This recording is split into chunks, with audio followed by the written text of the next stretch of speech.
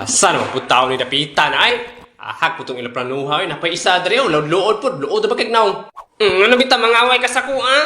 Sige pangaway, lingin daw ang art. Naglibog na nun akong utok.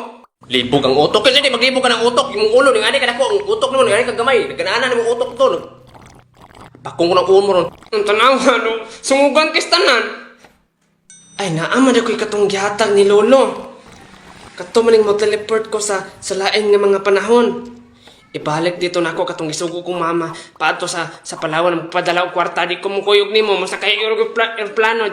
Mga saag noon. Teleport dia. But mo. Gana ba rin na. Si Palantaw na si mong Lolo, si Einstein. Kaya kay Beto, mga temasin. Bantay, bita mo kayo kasakuan. Teleport dia, tuplukan na dia.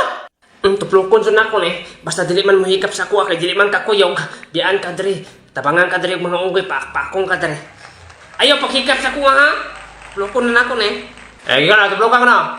Tuplukan lagi. Ayaw paghikap ha? Dili ko mahikap na mo lagi. Bantay lang ka. Butbut, mugaan na na. Kaya na.